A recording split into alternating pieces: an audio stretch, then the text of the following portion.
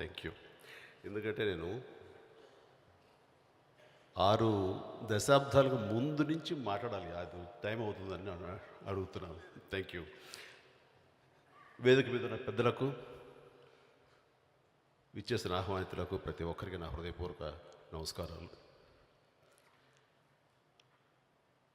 ఈ సందర్భంగా ఒక 6 దశాబ్దాల క్రితం జరిగిన ఒక సంఘటన, ఒక కథ లాంటిది మీకు చెప్పి ప్రారంభిస్తాను. అదొక పల్లెటూరు. అప్పుడే కొత్తగా పెళ్ళైన జంట, ఆఫ్ కోర్స్ ఆవిడ గర్భవతి. దాదాపుగా 9 మాసాలు నిండిని. రేపో మాపో డెలివరీ అయ్యే సమయం. రేపొద్దున కనిన తర్వాత మళ్ళీ సినిమా చూసే అవకాశం ఉండదు. తన అభిమాన నటుడి సినిమా రిలీజ్ అయింది. నాగారు, మీరు చెప్పింది 7 కల్లా అయిపోతుంది ప్రోగ్రాం అన్నారు. 7 అవుతుంది. ఇప్పుడు 4 ముక్కలు ఎక్కువ మాట్లాడి టైం ఏమో తీసుకుంటే ఏమనుకోరు కదా. Okay, thank you. ఆ సినిమా పక్కనున్న టౌన్లో రిలీజ్ అయింది. వెళ్ళి చూడాలి అని తన కోరికని తన భర్తకు చెప్పుకుంది. నా అభిమాన నటుడి సినిమా వచ్చిందండి, వెళ్ళి చూడాలి. ఈ సమయంలో ఎలా వెళ్తావు అని అంటే, తప్పదు వెళ్ళాలి. సరే, ఆల్ రైట్. భార్య డెలివరీ అయ్యే ముందు అడిగిన కోరిక కదా, తీర్దామని ఆ యువకుడు సరే అన్నాడు. అయితే అక్కడి నుంచి ఒక 6 కిలోమీటర్లు పక్కన టౌన్కి వెళ్ళాలి. అప్పుడు రవాణా సౌకర్యం, బస్సులు గిస్సులు అలాగేమి లేవు. జట్కా బండిలో వెళ్ళాలి. గతుకుల రోడ్డు. సరే, కూర్చుని కష్టపడి ఆ గతుకుల రోడ్లో వెళుతూ ఆ సినిమాని ముందుగానే ఊహించుకుంటూ చాలా ఆనందంగా వెళుతున్నారు. ఎదురుగా అప్పుడే ఎద్దులు, ఆవులు రోడ్డు మీద మంద వస్తుంది. ఈ గుర్రబండి కొంచెం అటు ఇటు కంగారు పడి పక్కకి వెళ్ళిపోయింది. పక్క గుంటలో పడింది. ఈ జట్కా బండి, గుర్రబండి కింద పడిపోయింది. దాంట్లో ఉన్న ఆ జంట కూడా కింద పడిపోయారు. ఆ భర్తకి చాలా కంగారు వేసింది. ఏమైందో తన భార్యకి నిండు గర్భిణి అని గబగబా వెళ్ళిపోయి లేవదీసి, ఎలా ఉంది ఏంటంటే, చిన్న చిన్న దెబ్బలు తగిన పర్వాలేదు అంటూ తమాయించుకుంది. సరే వద్దులే, ఇంకా వెనక్కి వెళ్ళిపోదాం, ఈ సమయంలో వెళ్ళటం ఎందుకు, రిస్క్ అని అంటే, నో, ఏమైనా సరే చూడాలి అని ఆ అమ్మాయి అంది. సరే, ఇంకా భార్య అంతగా కోరుకుంటుంది కదా, సరే అని భర్త తప్పనిసరి పరిస్థితిలో వెళ్ళారు. ఆ సినిమా చూశారు. ఆవిడ ఎంతో ఆనందించింది. ఇంటికి వచ్చారు. తన కోరిక తెచ్చిన భర్త మీద కూడా తను ఎంతో ముచ్చటపడి చాలా ప్రేమ కురిపించింది. ఈ కథలో ఆ గర్భిణీ స్త్రీ మా అమ్మ అంజనాదేవి. ఆ తండ్రి, ఆ యువకుడు మా నాన్న వెంకట్రావు గారు. ఆ పల్లెటూరు మొగల్తూరు పక్కనున్న టౌన్ నర్సాపురం. సంవత్సరం 1955. ఆ సినిమా రోజులు మారాయి. ఆ కథానాయకుడు ఎవరో కాదు, ఈ మహానటుడు అక్కినేని నాగేశ్వరరావు గారు. అమ్మకి ఆయనంటే అంత పిచ్చి, అంత ఇష్టం. ఆయన సినిమాలు ఏది మానకుండా వరుసపెట్టి చూస్తుంది. ఇంతకీ ఆ కడుపులో ఉన్నది ఎవరో చెప్పాను కదా, నేనే. అది నన్ను మర్చిపోయాను. సో అమ్మ కడుపులో నుంచి ఆ సినిమా మీద అంత ప్రేమ ఉంది, ఆ నాగేశ్వరరావు గారి పట్ల అంత అభిమానం ఉంది కాబట్టి బహుశా నాకు కూడా అమ్మ కడుపులో నుంచే సినిమా అంటే అంత ఇష్టం కాబోలు. ఆ ఏర్పడి నా చదువైన తర్వాత ఇంకేం ఆలోచించి ఆ సినిమా ఇండస్ట్రీ రావాలని కోరుకున్నాను. వచ్చాను.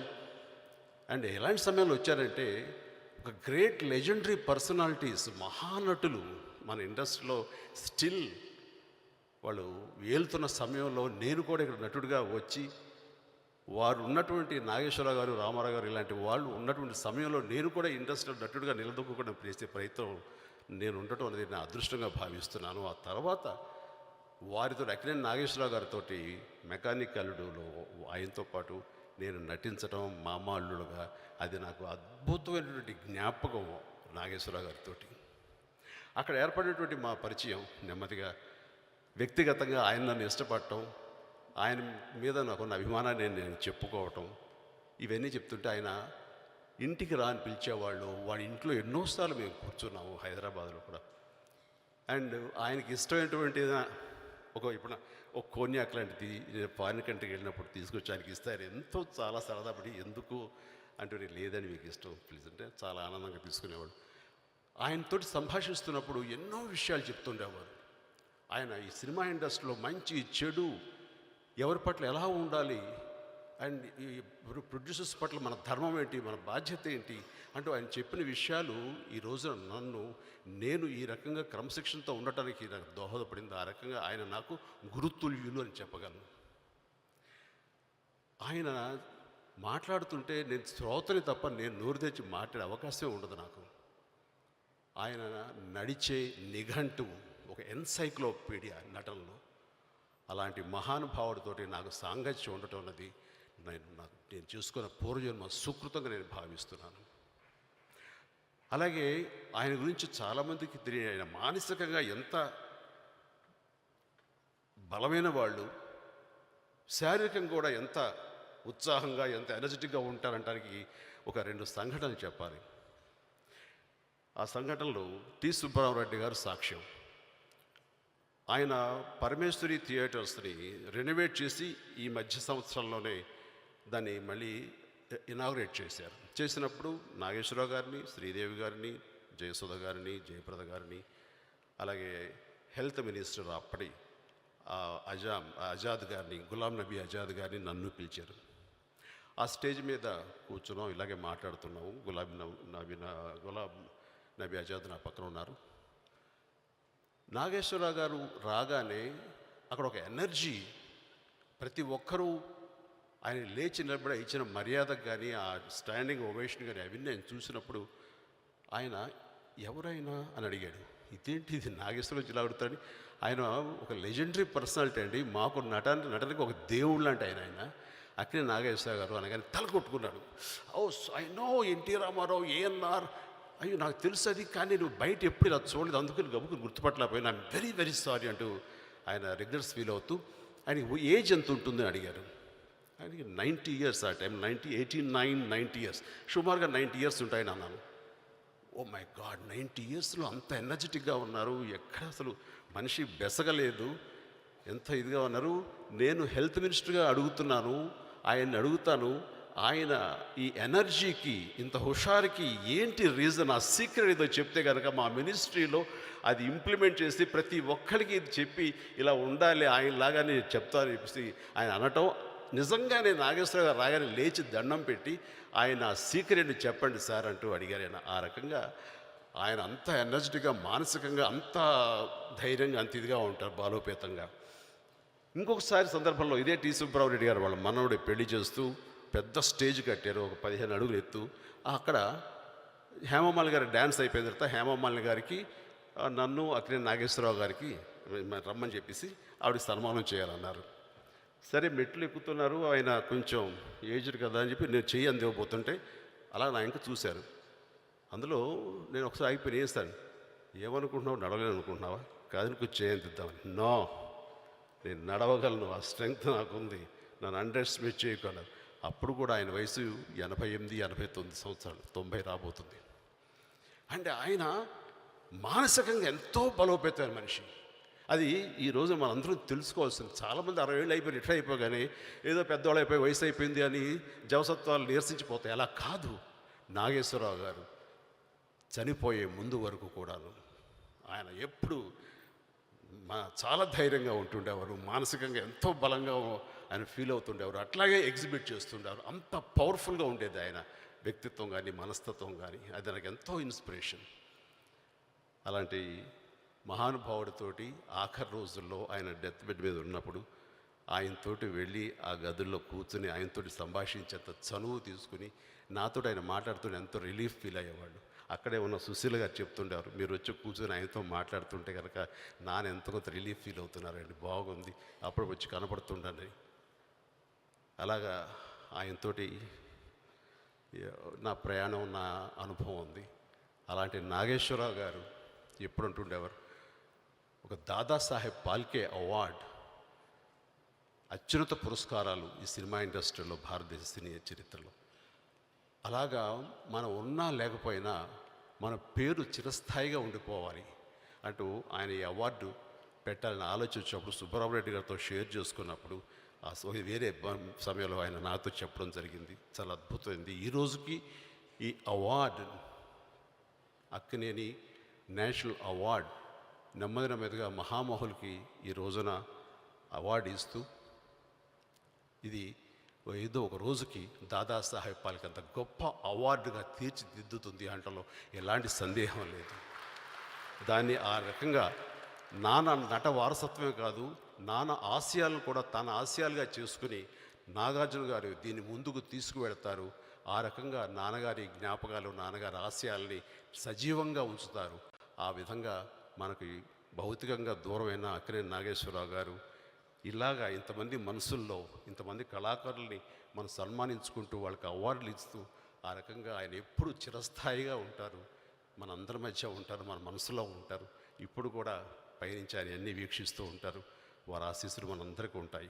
అలాంటి నాగేశ్వర గారి అవార్డు నేను ఈరోజు నా చేతుల మీదుగా బహుముఖ ప్రజ్ఞాశాలి అద్భుతమైనటువంటి కళాకారులు ఇద్దరు, అటు టాలెంటెడ్కి కానీ బ్యూటీకి కానీ అసలు ఒక సూపర్ స్టార్స్ అయినటువంటి మన దక్షిణాది నటీమణులకు ఈ రోజున లెజెండరీ పర్సనాలిటీస్కి నేను ఆ అవార్డు వారికి ఇవ్వటం అన్నది నాకు దక్కినటువంటి గొప్ప అదృష్టంగా ఫీల్ అవుతున్నాను.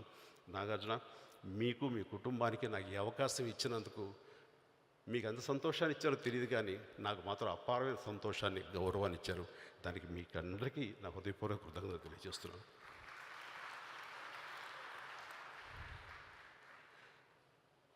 ఈ అవార్డు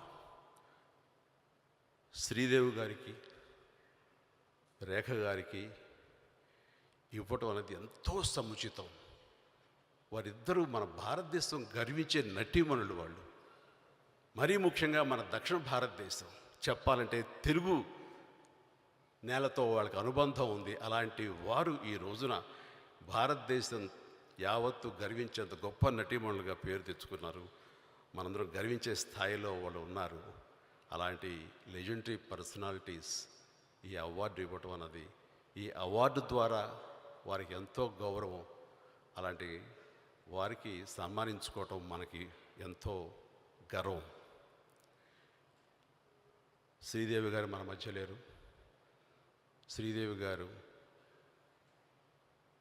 ఎవరికి లేని ఒక అరుదైనది ఏంటంటే, ఆవిడకి సినిమా సినిమా సినిమా తప్ప మరొక ధ్యాస లేదు, మరొక తెలియదు ఆవిడకి. ఆవిడతోటి నేను 3-4 సినిమాలు చేశాను. ఆ సినిమాలో ఎప్పుడు మాట్లాడినా ఖాళీ సమయంలో సినిమా గురించే మాట్లాడతారు. సినిమా నెక్స్ట్ కథ ఏంటని చూసుకుంటారు. ఇది ఎంత బాగా చేయొచ్చు అని, చిరంజీవి గారిని ఇలా చేస్తే మీరు అలా చేస్తారా అంటూ సినిమా గురించి ఆలోచన తప్ప, సినిమా తప్ప మరొకటి ఏం తెలియదు ప్రపంచంలో. అలాంటి వ్యక్తి శ్రీదేవి గారు. అండ్ మనందరూ దురదృష్టం శ్రీదేవి గారు మన మధ్య లేకపోవటం, ఆవిడ ఆ భగవంతుడు అర్థంతరంగా తీసుకెళ్ళిపోవటం చాలా చాలా బాధాకరమైన విషయం. అండ్ ఇప్పటికీ తలుచుకుంటే అది నిజం కాదేమో, కళ అయితే బాగుంటుందని ఎప్పుడు అనిపిస్తుంటుంది. అండ్ అలాంటిది ఎవరికి లేనిది ఆవిడకి ఏంటంటే, అన్ని భారతీయ భాషల్లో అన్ని చిత్రాల్లో నటిస్తూ, మరణించే ముందు దాకా నటిస్తూనే ఒక super star, lady super star of India, అన్ని లాంగ్వేజ్లు చేస్తున్నారంటే అది ఒక్క శ్రీదేవి గారు మాత్రం. అలాంటి శ్రీదేవి గారిని పోగొట్టుకోవడం మన దురదృష్టం. అండ్ ఈ సందర్భంగా బోనీ కపూర్ గారికి నా ప్రగాఢమైన సానుభూతిని తెలియజేస్తున్నాను. కానీ ఈ అవార్డు ఇచ్చి ఆవిడని మళ్ళీ గుర్తు చేసి ఆ రకంగా మన బాధ్యత, మన సంతోషాన్ని ఆ రకంగా తెలుపుకున్నాం. ఇది ఇలా ఉంటే, మన పార్లమెంట్లో ఆ మధ్య 2 సంవత్సరాల క్రితం నేను పార్లమెంట్లో ఉన్నప్పుడు, పార్లమెంట్ అంటే అందరికీ తెలుసు, గొడవగా ఉంటుంది, రచ్చరచ్చగా ఉంటుంది, కేకలు, కేరింతలు, పేపర్లు ఇసేసుకోవటాలు ఇవన్నీ ఉంటాయి.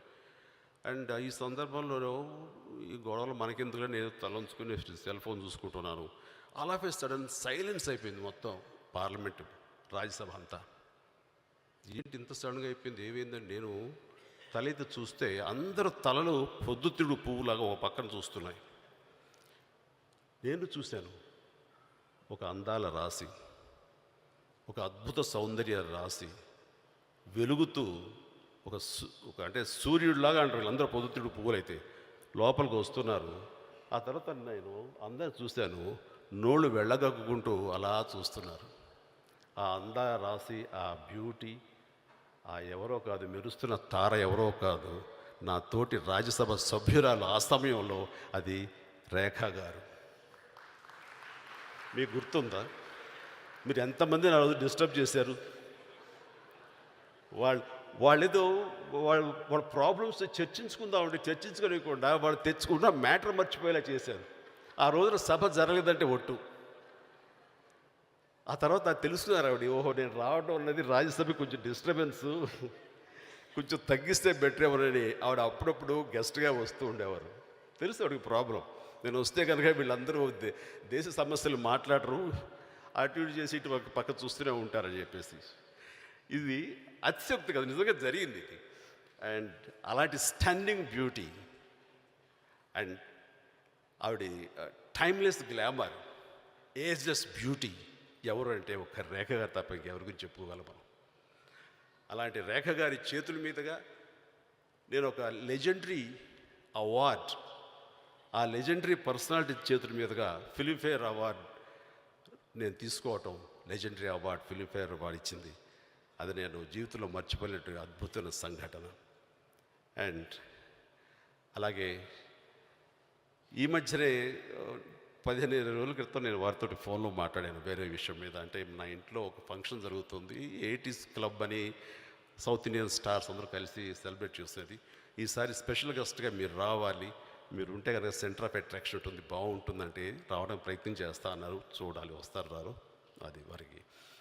అండ్ శ్రీదేవి అట్లా రేఖ గారు, వారిని మేము కాలేజీలో ఆల్మోస్ట్ నా కాలేజ్ ఫినిష్ అయ్యే రోజుల నుంచి చూస్తున్నాను. అండ్ ఉత్సవ్ చూశాను, సిల్సిలా, బీవీఐతో ఐసి, ఇంకా అన్ని రకాల సినిమాలు చూస్తూ ఉండేవాళ్ళం. అలా చూస్తూ పెరిగాం మేము.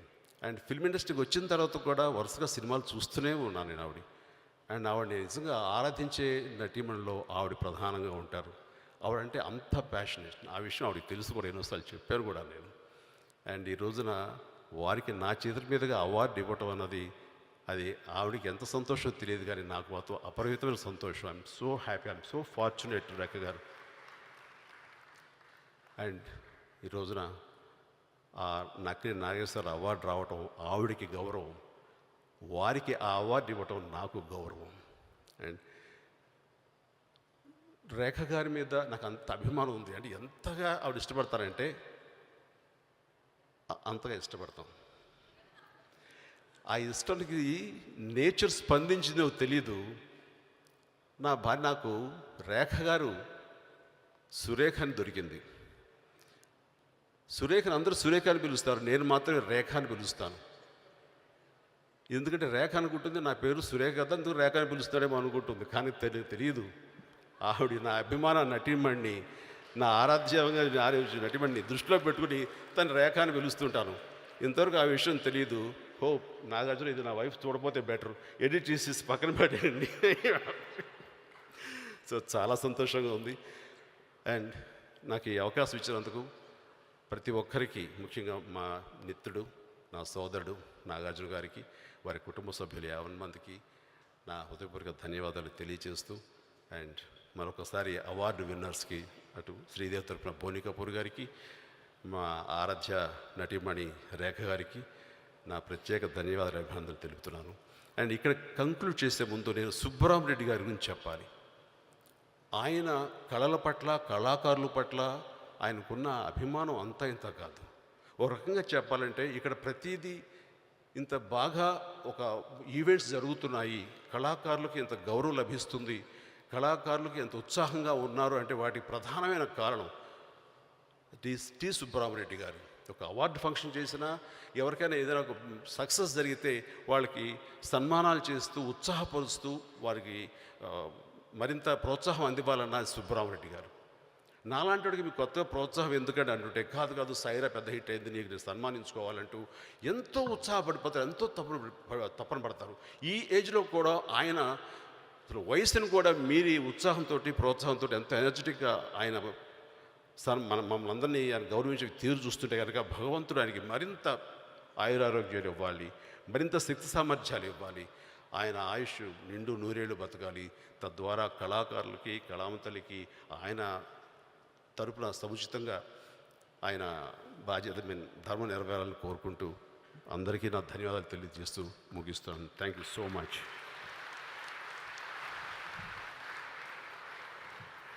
థ్యాంక్ యూ చిరంజీవి గారు. కార్యక్రమానికి ముఖ్య అతిథిగా రావడంతో ఈనాటి కార్యక్రమానికి కళ పెరిగింది. Thank you so much. ANR national award